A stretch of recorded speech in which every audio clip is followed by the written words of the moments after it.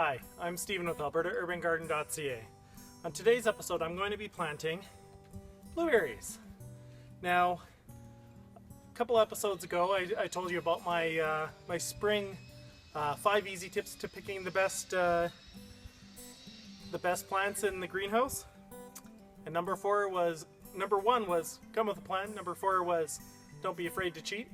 So I cheated.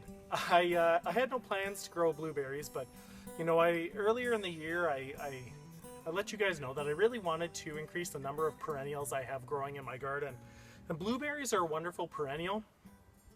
Children love them, adults love them, they're exceptionally versatile, and they're quite hardy to our zone. So what I have here is, I think this one is the North Country blueberry, and it's already planted. Now, it's probably not a great idea to have that planted next to my garlic, but we're going to see how that goes. If it becomes a problem, I'll take the garlic out, because the perennial is much more of an investment, and I really want to focus on this. And this is my Northland blueberry. Now, the Northland blueberry is and the North Country blueberry are both dwarf varieties, so they don't get kind of more than a meter tall, or say roughly 3 feet tall by kind of 60 or 70 centimeters wide, or 2 feet wide. This one gets a little taller, say 15 or 20%, and this one a little shorter. So when you're selecting the location for your perennials, you really want to make sure you've got enough room for not just this tiny little plant you picked up from the greenhouse, but as it grows and develops over the years, you don't want it to cause any more problems.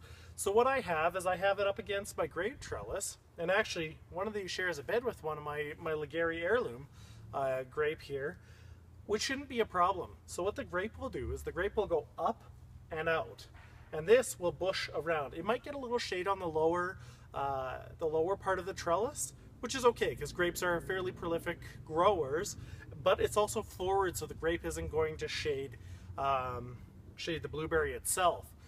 Blueberries, for the most part, there are some varieties that do not require full sun, but they'll do much better with full sun. The other thing you want is 2 varieties.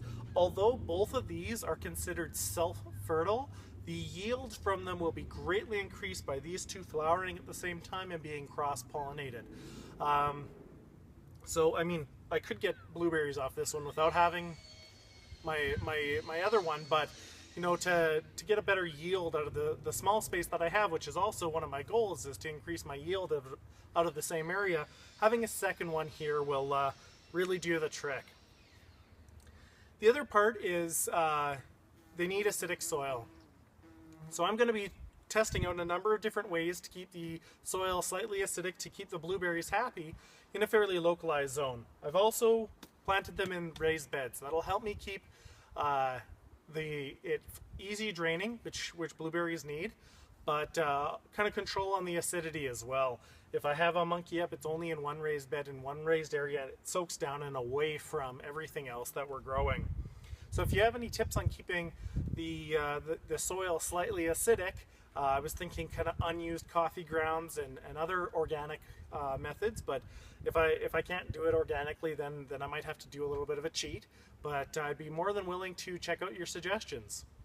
So what I'm going to do now is I'm going to plant my Northland. My North Country is already in and happy. I'll show you how I do that in a raised bed. So because we're not putting this into native soil, you don't have to dig the hole quite as large as you would.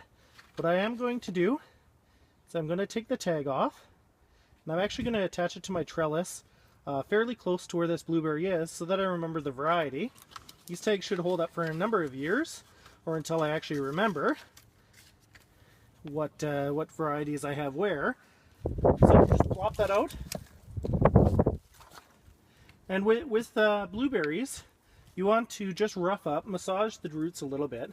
You don't need to go crazy, but you can massage the roots a little bit just to get them wanting to go out. If you don't do that, what might happen is they'll continue to go around to where the pot was restricting them, and that would not be good. You want these to establish and get a nice wide root system.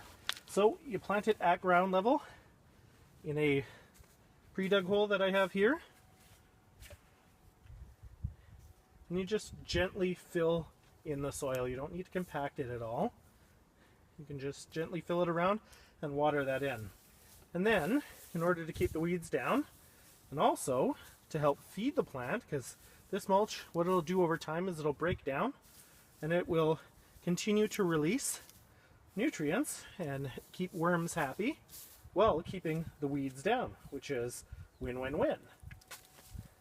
So this is in a corner with a couple of Sierra F1 strawberries that I salvaged, and they should make nice companion plants because strawberries, which are little guys, they enjoy acidic soil as well. They can take over the understory. This will grow up, and so we'll have strawberries and blueberries in the same bed, with the blueberry having the cross-pollinator buddy just down the row.